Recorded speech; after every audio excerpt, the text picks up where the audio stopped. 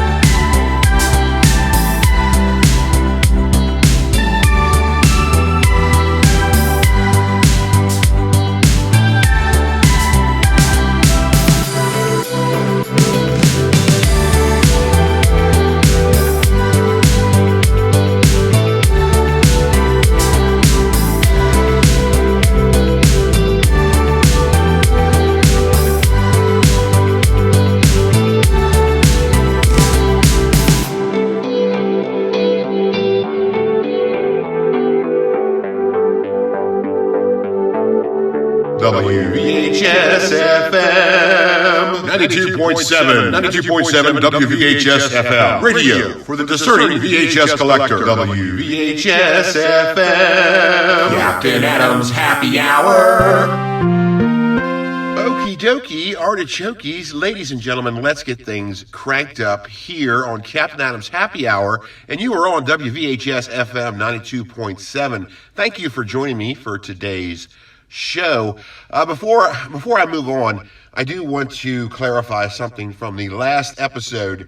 The conversation turned to those internet lists on quote-unquote most valuable VHS, and I had stated that there weren't any VHS that were worth thousands of dollars as these lists proclaim, and then I almost immediately contradicted myself by exclaiming that the Thrashin' VHS is worth $6,000, or at least that's what it's priced as. The one listing on eBay is priced as. So, yeah, I suppose there is at least that one listing that goes for thousands of dollars, but not the Disney VHS that these lists proclaim are worth thousands of dollars. So I just want to clarify that so all of you Admiral Actuallys out there won't have anything to say now. So, yes, today's show, a very special episode. Well, I suppose I shouldn't say that because that makes it sound like it's about drug abuse or something. So it's not. It's special in the regard that we're going to be talking about latter year VHS. And what I mean by that is VHS that were released a year or, well, let me rephrase this. VHSs that were released within the last years of the VHS empire before it fell in 2006. So it's a special episode because we don't typically think of VHS as products of the new millennia, but they very much were. We sort of think of them as things from the 80s and 90s, which they were, but there were plenty of them in the early 2000s as well. They're just not as well recalled as the other ones in the other decades are, but there were plenty of them. There were movies released on VHS before the strictly DVD transfer took place. Yes, from the year 2000 to 2006, that was the dusk of VHS, the waning years of the VHS empire as top dog in the home media realm, because DVDs quickly took over, and that was about it. It sealed the tomb on VHS. However, a lot of companies still released VHS. A lot of movies were still being released on VHS as well as DVD. There was sort of like, they were released on both formats at the same time. Like any major movie, most of them were put on VHS, and a lot of studios re-released their older movies on newer VHS within that time span. So it's very interesting because, like I said, we tend to think of VHS as older things, but really they're there's plenty of newer ones too. So it's pretty fascinating, and it's even more fascinating considering that the latter year VHS, for the most part, are harder to track down than say than an earlier VHS. It's very strange, particularly the movies that were released between 2004 and 2006. If you're looking for one of those films, it can be kind of tricky, and that's because these companies, though they did release these movies on VHS, they didn't produce a lot of them because they could see the writing on the wall, and they did not want to get stuck with a bunch of VHS that didn't sell because everybody went to DVD. Now, as DVD was coming into power, people still had their VHS. In fact, a lot of people resisted DVDs for the longest time, and they would prefer VHS because that was the tried and true home media format, and giving them something different sort of just pissed everybody off, and they didn't want to change everything. So they stuck with VHS for a very long time, and that's why a lot of the earlier DVD players came with a VCR built into them as well. You see a lot of that. I have two of them. Knock on wood, they still work. However, the funny part about that is the DVD players in those things are usually the first things to break. The VCRs in both of mine still work just fine. However, the DVDs practically immediately stopped working because, Well, it's just, just because it's modern technology does not mean it's superior technology. And, VCRs they're just sturdy stuff. And with DVD players, of course, there's a lot that can go wrong. Well, there is in a VCR as well. It's just, I would say they're just sturdier parts. They're not laser eye. Oh, my laser eye. Oh, my laser eye's broken. I can't play your DVD. So it's, it seems like DVD players are more delicate than, say, your analog players, So DVDs as a home media format were being pushed, as early as 98, I think it was, or maybe even 97. I don't really remember, but there was a huge push for the format change, so much so that eventually, like DVD players, if I remember correctly, they were sort of cheap, pretty much from the get-go, which of course is different than a VCR. I mean, when they first came out, they were really expensive, and they weren't really all that cheap till probably the late '80s, early '90s. But DVD players, as far as I can remember, you can get them for pretty damn cheap. In fact, a lot of places would run these promotional specials where you would get a free DVD player. And by places, I suppose I should say banks, because if you opened up an account with them, some particular bank, they would give you a DVD player. I mean, it was like they were just so desperate to switch everything over to DVD and thrust you into the future. Damn you for your VHS. Don't you know that's old stuff, and DVD is now superior. So that's how that sort of went down. And of course, it eventually worked. 2006, VHS was phased out, leaving the last years of VHS being a sort of a limbo where there are plenty of tapes from that era.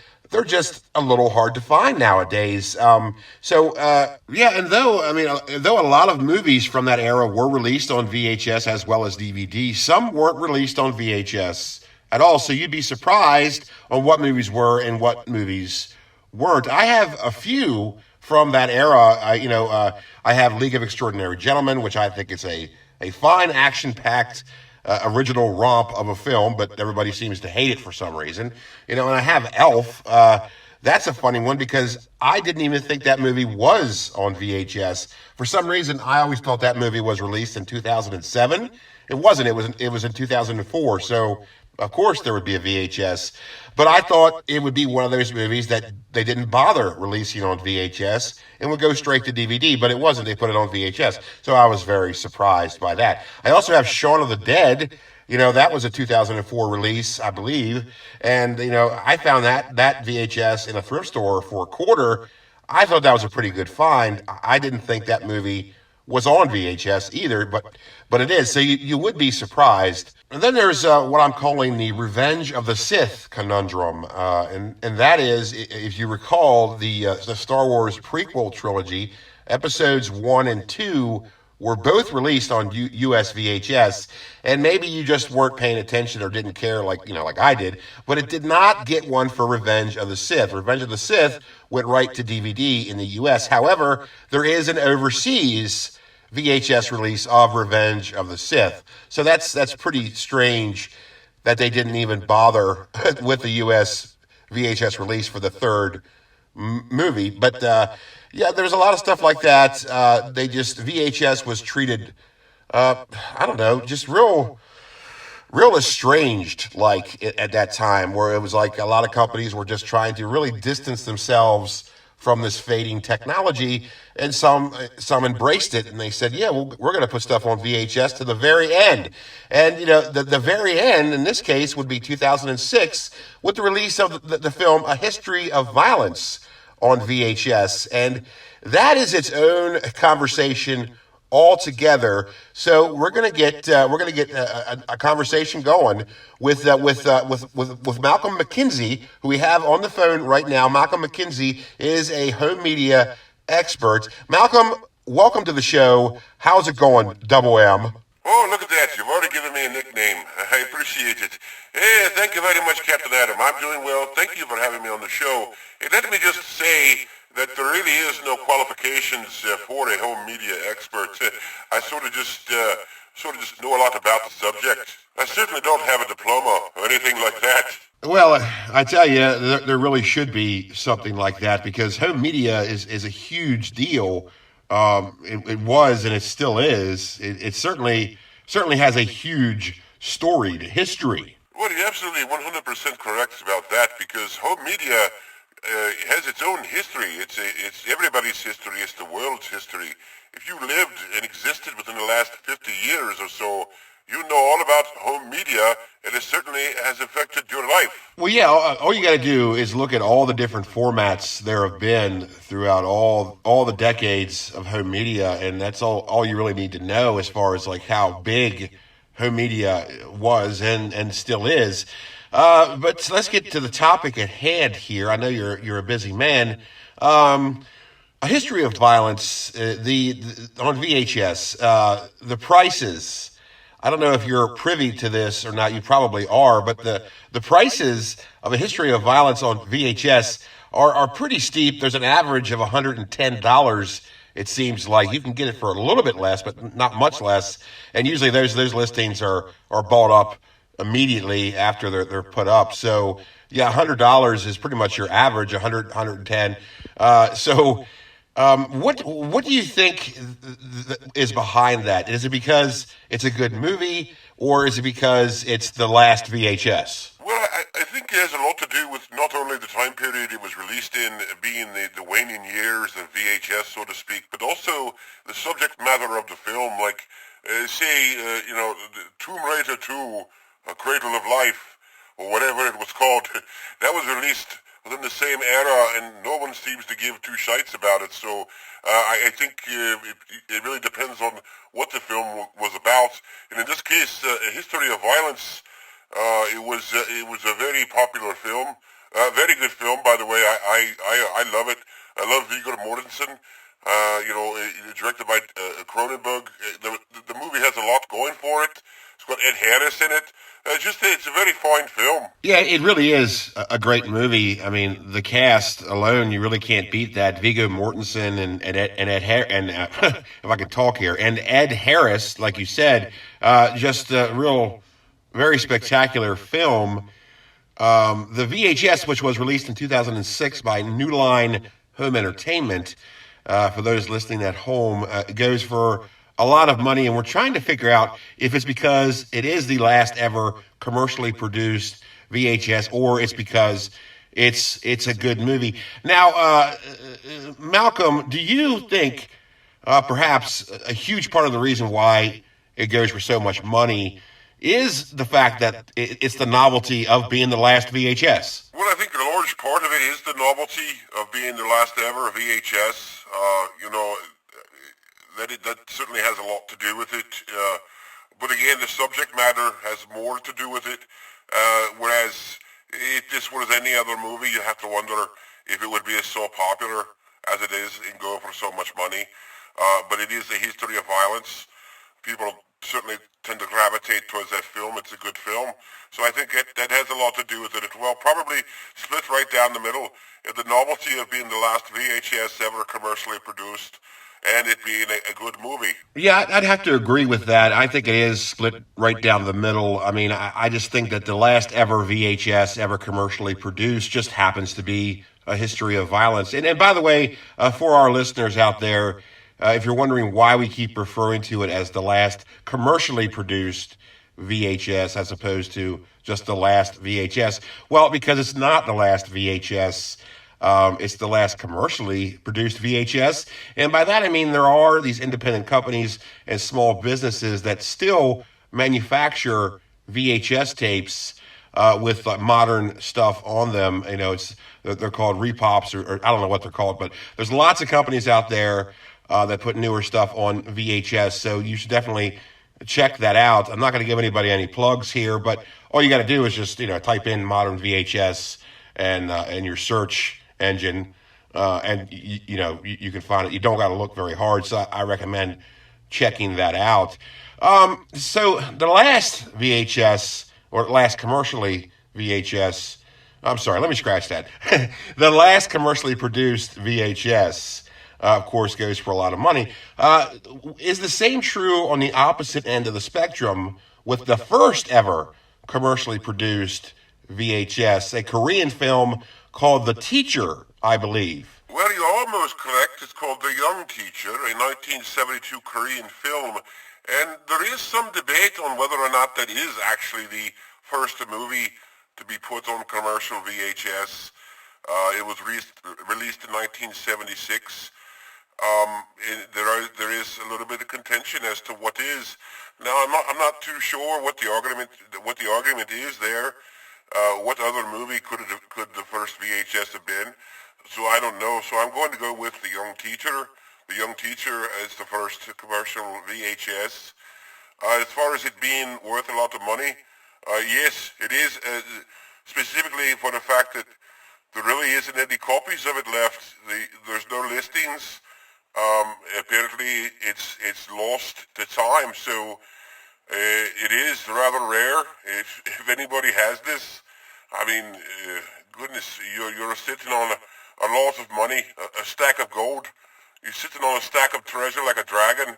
Oh wow, I didn't realize that it's lost to time. There's no copies in existence. Yeah, that's true. I'm looking it up right now. There is nothing for it. Lots of articles about it, but nothing for sale. No listings at all. So that's pretty fascinating. And so that's a case of a tape being worth a lot of money simply because it's so rare it doesn't even exist anymore. And it is the first ever VHS, contention or not. Certainly not worth a lot of money because of the subject matter, because I don't know about you, Malcolm, but I have no interest in seeing this movie whatsoever. Nor do I, Captain. I have no interest whatsoever in watching this movie. I have no business watching this movie. You have to pick your battles. You certainly do, and this one, it is the case, like you said, it's worth a lot of money because it's so rare, it doesn't even exist. Now, if you look up, you can find videos about it. People have put videos of the opening to the VHS. There's probably the full movie on VHS. If you look hard enough, you can find it.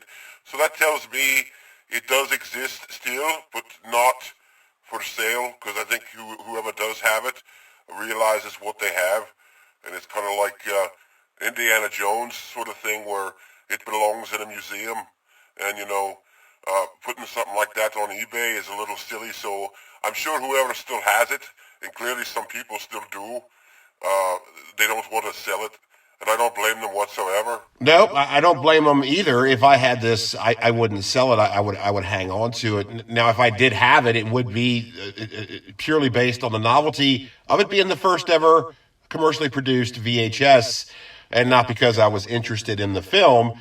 It would just be really awesome to have the first ever VHS, because I mean, whatever kind of movie it is, it's a piece of history, the same as A History of Violence being the last commercially produced VHS is a piece of history as well. So, it's all fascinating, and it's such a tremendously overlooked aspect of our culture and society.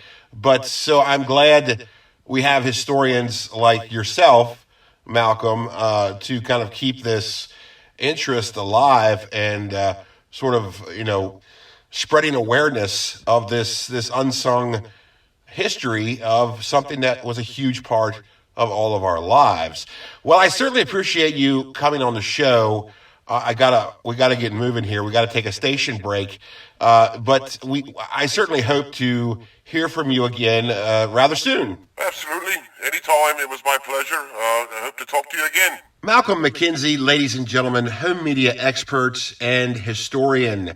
Well, we got to take a station break real quick, so enjoy some cool tunes. And when we come back, we're going to talk about Napoleon Dynamite and some other unknown later VHS. So keep it locked right here to WVHS FM 92.7, right here on Captain Adam's Happy Hour. Captain Adams Happy Hour. On 92.7 WVHS FM. WVHS FM. This block of smooth gold on WVHS FM 92.7 is brought to you in part by Eckhart Retirement and Investments. Eckhart, think about the future. And by Watkins brand Oh My Gravy. Home-style taste you can see. WVHS FM 92.7 WVHS FM. Radio for the discerning VHS collector. WVHS FM.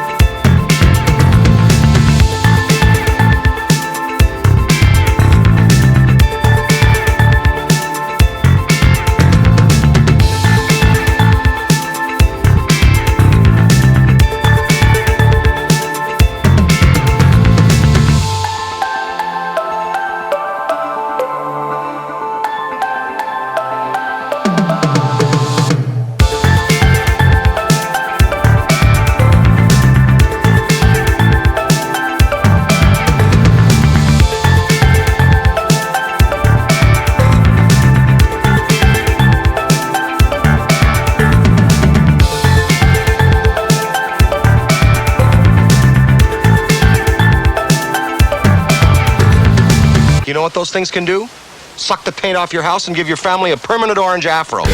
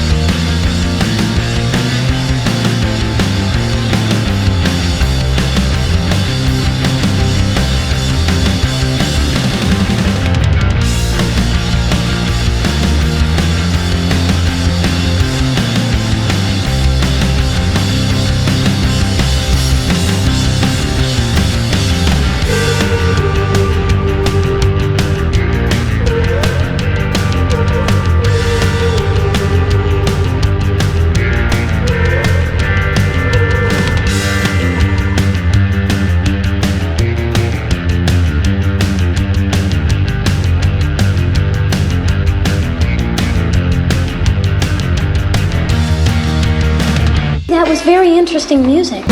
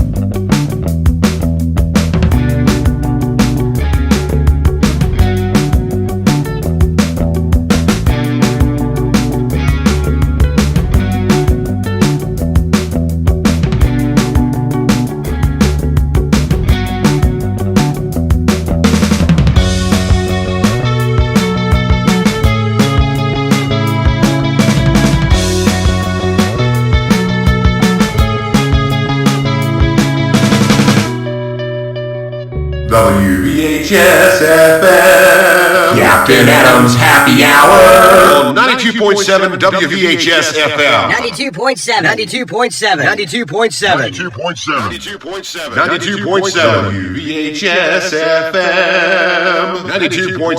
92.7 WVHS FM. Radio for the discerning VHS collector. WVHS FM. Captain Adams Happy Hour. Ladies and gentlemen, welcome back to the show. You are on WVHS FM 92.7, and you are listening to Captain Adams Happy Hour. I am Captain Adam, and we have been having some interesting discussions so far on today's show. We have been talking about latter year VHS. That's VHS that was released between 2000 and 2006.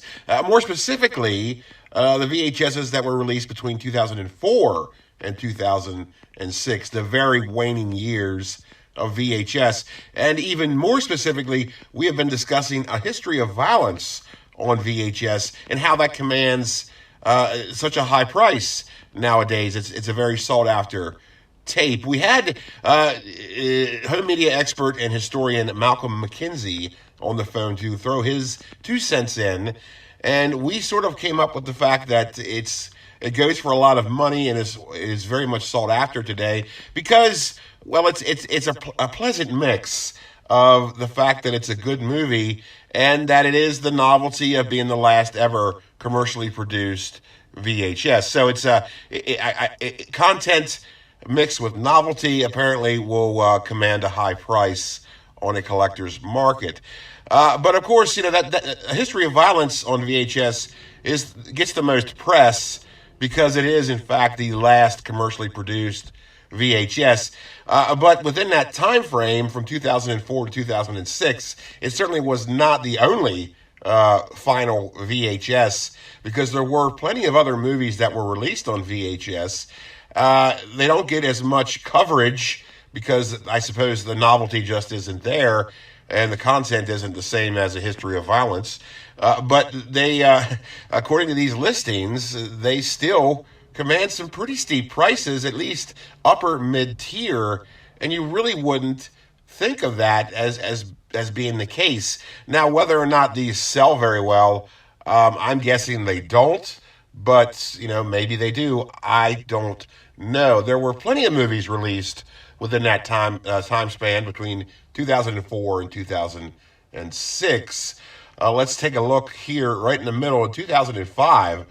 Lots of movies here, and the VHS, some of them were released on VHS, some of them weren't. Now, maybe some of you remember, and maybe some of you don't. Maybe some of you have wiped it from your memory entirely because it was so awful, but they did make a movie based on the video game Doom, in 2005. The video game, of course, was very popular, still is, but the same could not be said for the movie because it is pretty awful. Famously stars The Rock and Carl Urban, not a fan favorite. That was a late VHS release as well. Let's see here. Universal Home Video released it in 2006. The listings, there is, boy, I tell you what, no accounting for taste here. The listings, there is only one listing on eBay so far, or at least currently, and it goes for $249. So, as awful of a movie that is, and, it is awful. It's pretty much panned, but, so that obviously is simply the case of the novelty of being one of the last VHS, because it certainly is not content. I've never met anybody who likes this movie. $250, it could be yours, plus shipping. Again, they didn't include shipping. Like I said on the last episode, if I'm going to be selling a tape for that kind of money, I'm going to include shipping because why not? I mean, geez, Pete's. You're asking an awful lot, having somebody pay you $250, $250,000, mind you. When you put it that way, it sounds like an awful lot more. If you're going to be paying that kind of money, if the customer is, you're probably going to want to be courteous and throw in free shipping, especially when the shipping is only around $4 because it's medium mail. So, have a heart. But, so let's see what else we have here. The Legend of Zorro, the sequel to The Mask of Zorro, which, of course, starred Antonio Banderas as Zorro. The Legend of Zorro was released in theaters October of 2005. The VHS, yes, they did put it on VHS, was released later in 2006 by Columbia Pictures Home Video. So again, we have another last year VHS, 2006. The listings, there are a good many listings for it. But man, these prices, let's see, the average buy it now price is around $22. And that is like all over the map. The lowest it gets is $22. There's some here for $40, $45. There's some here for $200. There's one for almost $600 for The Legend of Zorro. There's a few up for auction. Let's see, starting bid for $20. One is a starting bid for $10. The Legend of Zorro, the VHS for it is going for some serious cash. Now, I don't know if it's going for that, but at least the listings are rather steep. I mean, $600. Could you imagine paying $600 for The Legend of Zorro on VHS? Would you really feel good about that purchase? I mean, I would imagine that's like something you would tell, if you did, you wouldn't tell anybody about it, like it's a dirty little secret, And the weird part is these listings here, the $600 one, oh, by the way, there's also one for $700. These really high prices here, these $700 listing and the $600 listing are sandwiched in between other listings for $25 and $40. So I don't know why anybody would pay $600 for The Mask of Zorro when you could get it for a way less. I mean, even $40. Man, I think $40 is still awful steep for The Legend of Zorro. I don't know if I said The Mask of Zorro earlier, but it's The Legend of Zorro. The Mask of Zorro, however, you can get that like dirt cheap. So yeah, again, it's just the novelty of being the final year VHS that people think they really have, a priceless antique. And maybe they do. There is a huge novelty in the fact that it is the final year of VHS.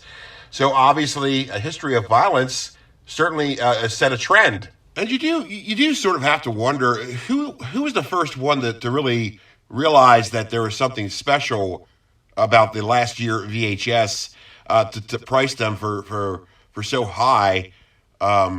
Like, I wonder what started that. Was it a history of violence that someone just said, hey, I'll try to get a lot of money for this since it's the last commercially produced VHS? And then it's a case of seller see, seller do, where, other sellers see this and they just go ahead and they pop a high price on it too.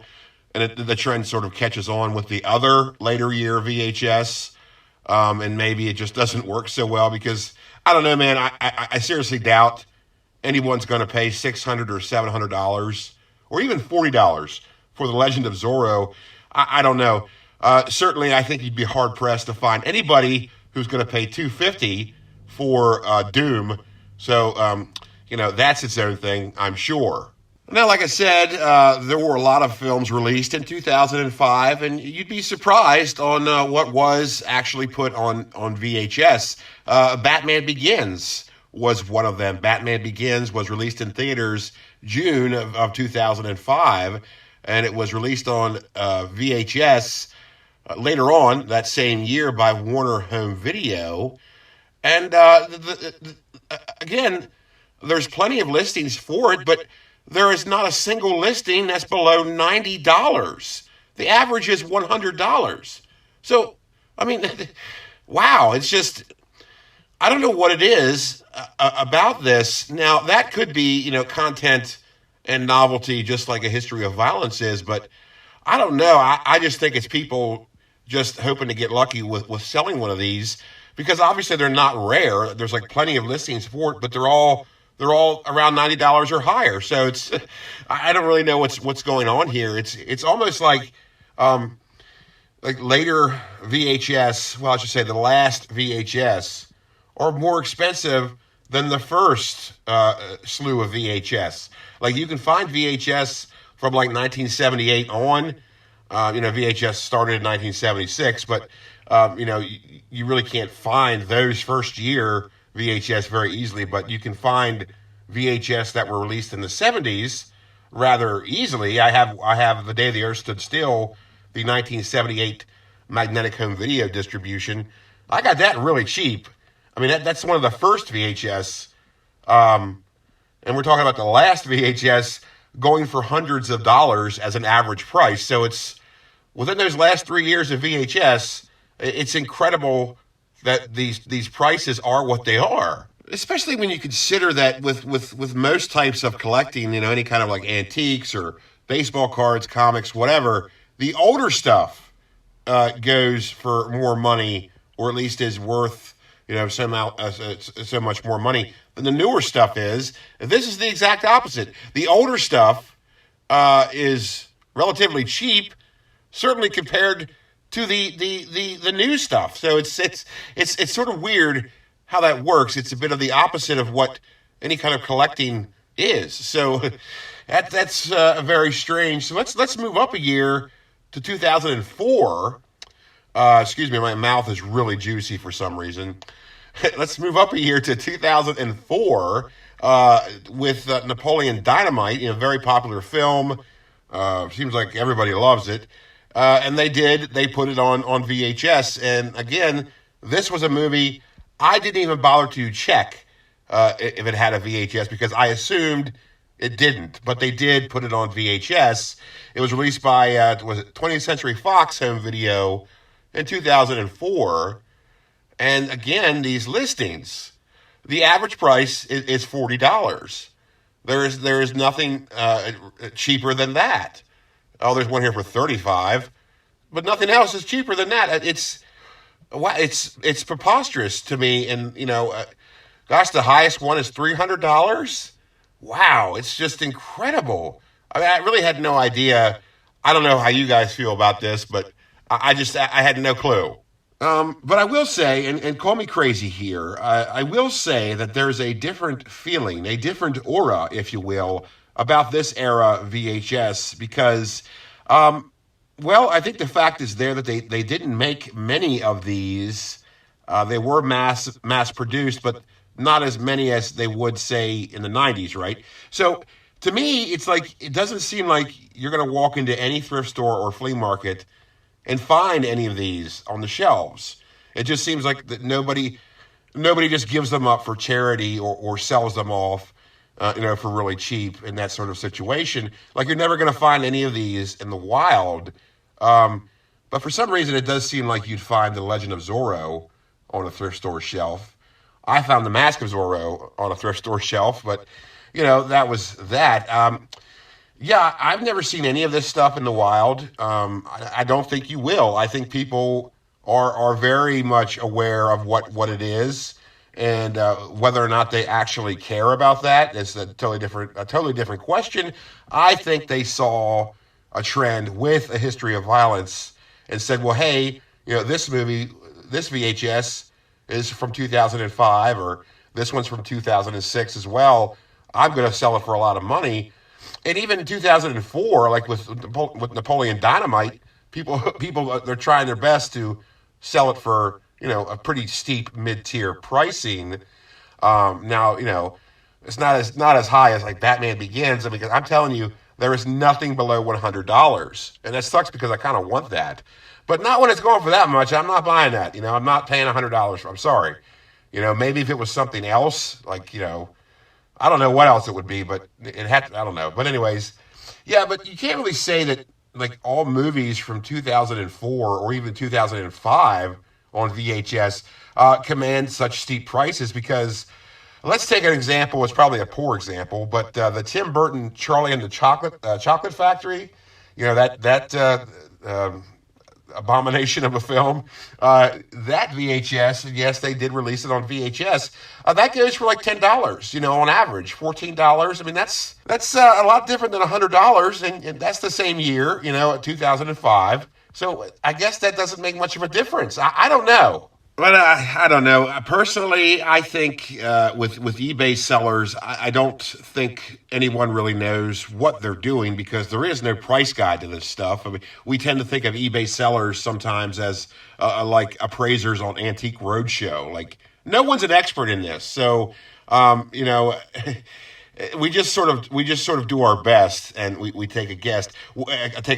And we see what other sellers are doing, and we sort of match that to kind of contend with the market. So the market really determines itself, so to speak. So I don't really know that people are aware that there is actual value on these later era VHS. I think they just see other sellers putting them up for high prices and going for it. So, and these sellers, I really don't think they appreciate what they have. I mean, obviously they do, for the high prices they're trying to get for it. But I think they just know that there's a market there for it, and I think they're just trying to get the money. And I don't blame them for that. I don't blame them whatsoever. So, you got to try your best. That's all we can do. Yeah, that's all we can do. That's all we can do is try, really. We just try our best. And, I say all that, and what I mean is that these eBay sellers, I don't think they're VHS collectors or really anybody that's in the VHS culture sort of thing.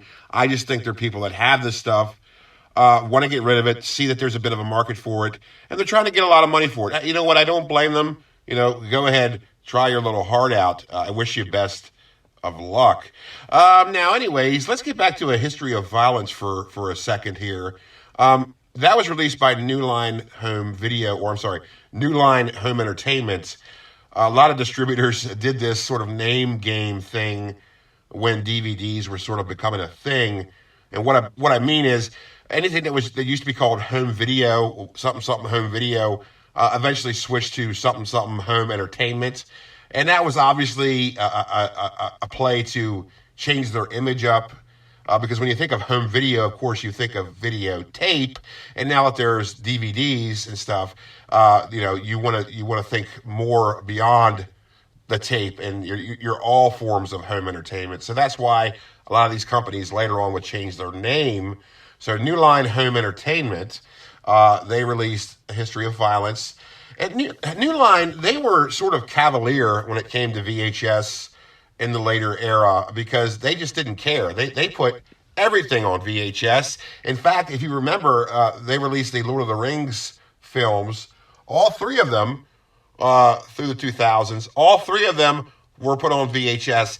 And not only that, they doubled down and they released the special editions for all three films on VHS as well. If you remember those, those each were double tape sets.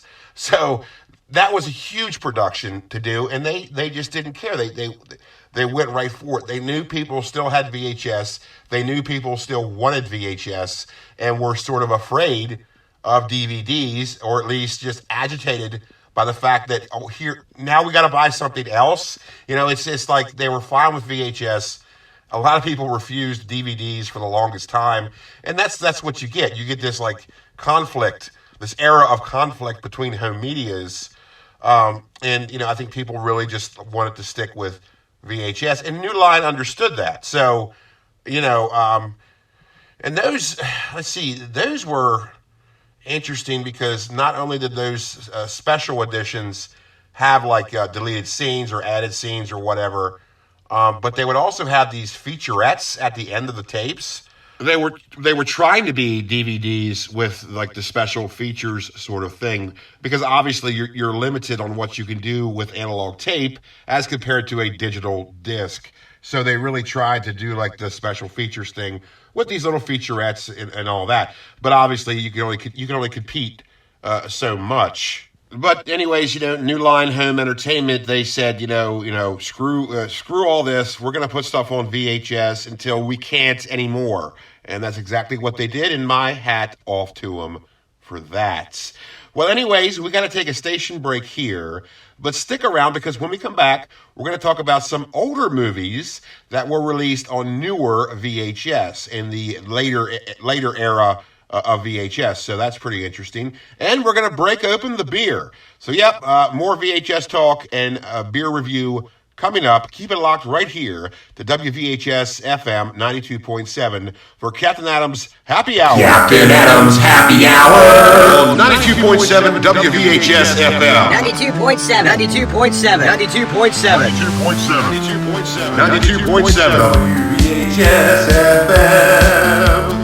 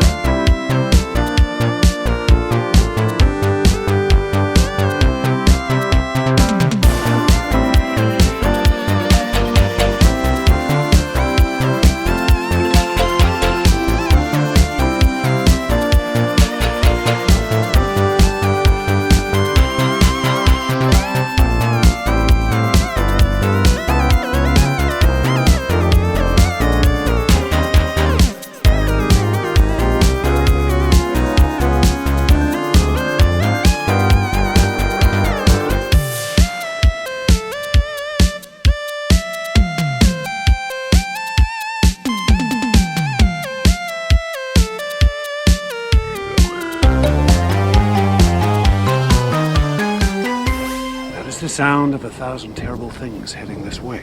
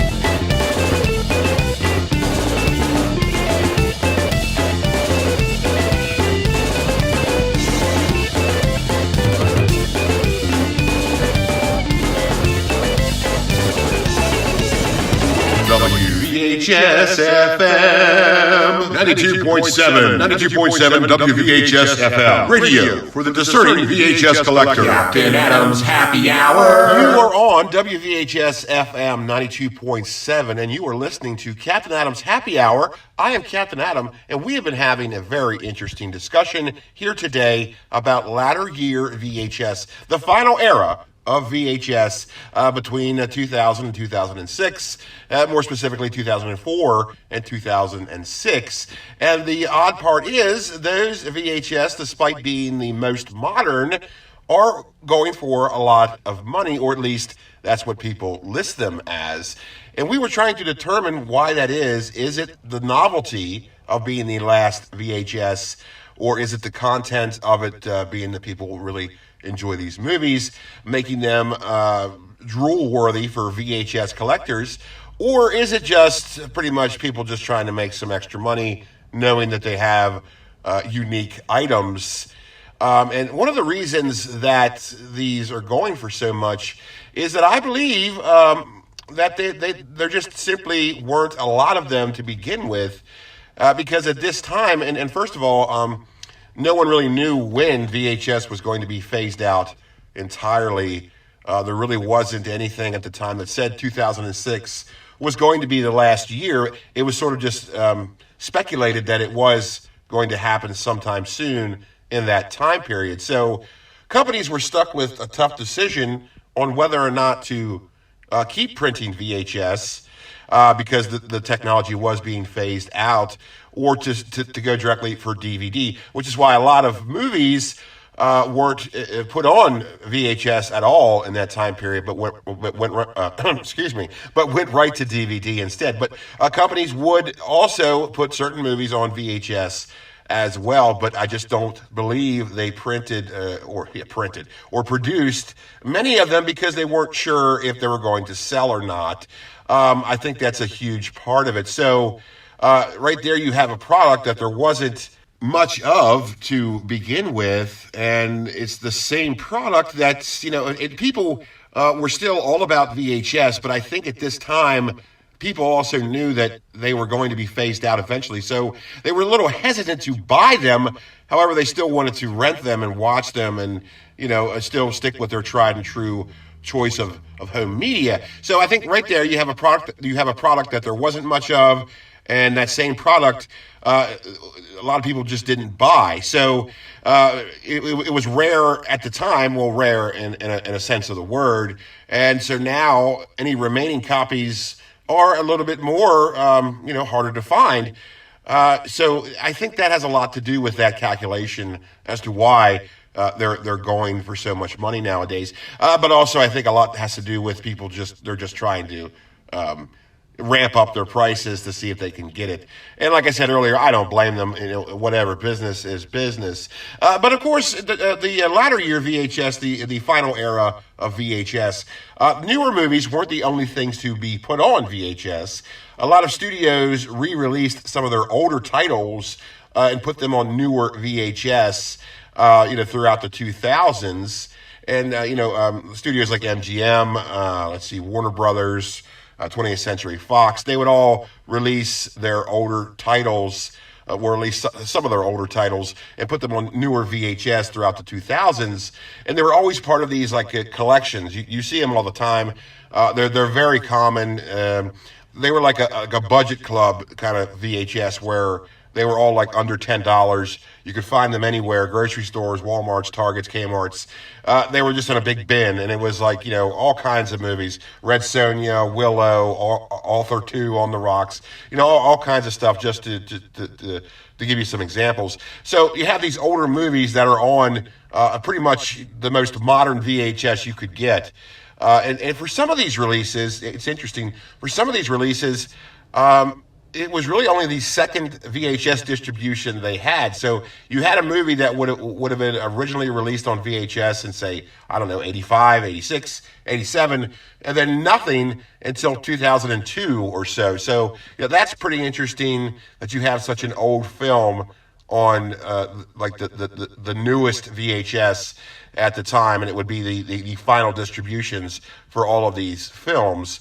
And these collection collection VHS for these studios, they're very common, and they're also very common thrift store finds.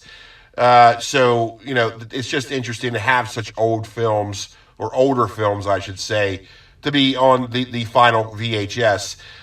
So it's just it's just interesting that there's these eras of VHS, and and that the final era, the most modern era of VHS, the last VHS, are actually worth more money than the earlier VHS.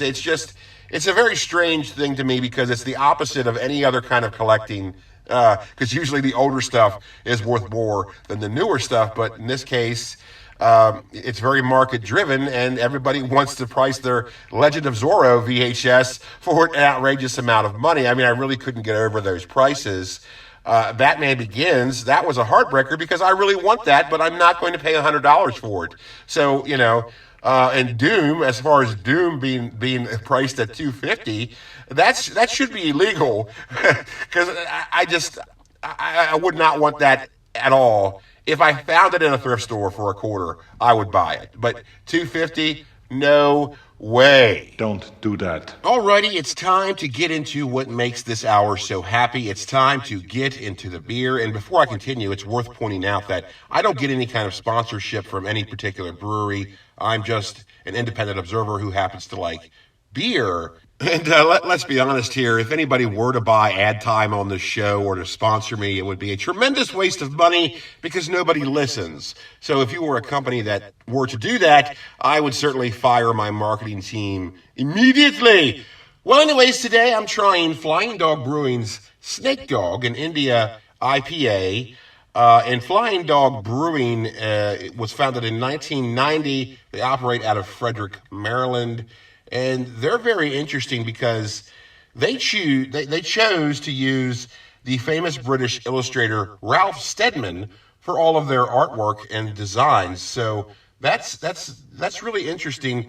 Of course, Ralph Steadman, he's most famous for his work on the Fear and Loathing in Las Vegas, for the movie Fear and Loathing in Las Vegas, for all that artwork that was for that. So it's interesting that they would choose such an illustrator as Ralph Steadman. It would be sort of like if I wanted to start making a cream soda and I wanted to use Harry Crumb as my illustrator. That's sort of what that's like. But anyways, yes, Flying Dog Brewing's Snake Dog, an India IPA with a 7.1% alcohol volume. So that's, that'll get your party started for sure. Now, I've already got it cracked open and poured into my draft glass. I actually remembered my draft glass this time, my Luke Skywalker draft glass. So it's been setting and getting nice and happy. And I can tell you right from the get-go, it looks tremendous. It's got a nice amber hue. It almost looks like honey. So it's got a lot of curb appeal, so to speak. So let's get a whiff on this bad boy. Yeah, I should say it's not as hoppy smelling as it probably would be thought to be. It does have it's definitely hoppy, but not as overpowering as many other beers in this category are. So, it looks good. It smells pretty good. Let's get a taste on this bad boy.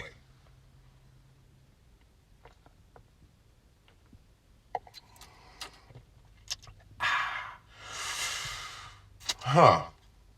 Well, that taste is, man, how can I describe that? It's hoppy, but not as hoppy as you might think it was. It's like it's heavy, but it's also light. Does that make any sense? It's like right in the middle. It tastes exactly how it looks it should taste, but not all that heavy. I would say it's on the heavier end, but the lighter side of the heavier end. So it is sort of a heavy beer, but not particularly too heavy.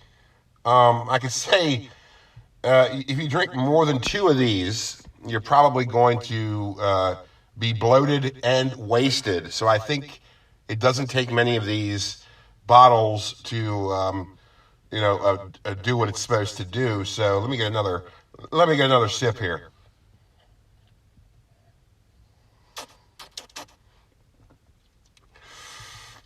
Yeah, I mean, the initial taste is like it's light and bold, if that makes any sense. And the aftertaste is, you can certainly tell you just drank a rather hoppy beer, but it's not like unpleasant. It's nice.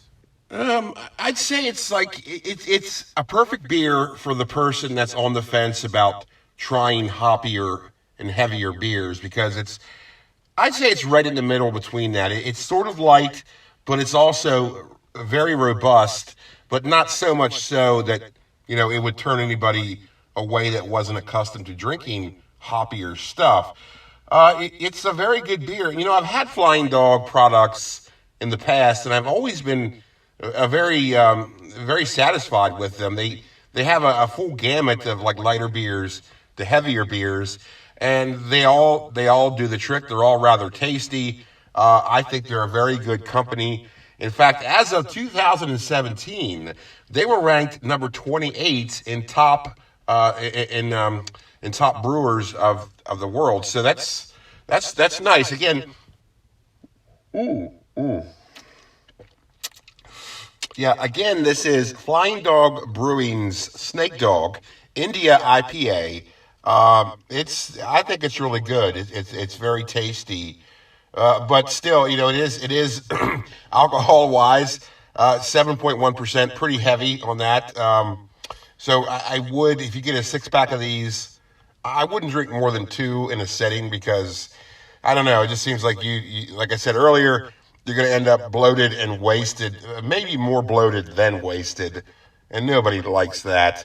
So yeah, I would say that this would be, as far as beer drinking goes, for Flying Dog Brewing Snake Dog, it's certainly a case of quality over quantity. So yeah, just drink a couple of these, but not much more than that, because you're not going to need it. Trust me, this is pretty good. In fact, it inspires me to recite a poem about Flying Dog Brewing Snake Dog India IPA. Let's see here. With a hue of honey that doesn't cost too much money, it's like liquid gold upon our tongues. If you're gonna have a few, better get a barrel or 2, because it's some of the best beer to flow through your bungs. Yes, thank you very much. Thank you very much. Again, this has been Flying Dog Brewing's Snake Dog India IPA. Very good beer. Flying Dog Brewing. Check them out. Most certainly check out all their products, because I've had them before. They're all very good, very tasty. It runs the whole gamut between light to heavy. They got sours, they got IPAs, they got stouts, they got all kinds of stuff. So check them out. Flying Dog Brewing out of Frederick, Maryland. Very good stuff. I got my producer waving at me and urging me to stop getting drunk in the studio. So that must mean it's time to go. Ladies and gentlemen, thank you very much for listening to Captain Adam's Happy Hour right here on WVHS FM 92.7. So stick around. Be sure to hit subscribe to WVHS FM and Captain Adam's VHS Pirate Ship on YouTube. Lots of pleasant and unique programming on both channels. So stay tuned, and I will talk to you next time right here on Captain Adam's Happy Hour, only on WVHS FM 92.7. Take care out there. Captain Adam's Happy Hour on 92.7 WVHS FM. 92.7. 92.7. 92.7. 92.7 WVHS FM. 92.7 WVHS FM. Radio for the discerning VHS collector. WVHS FM.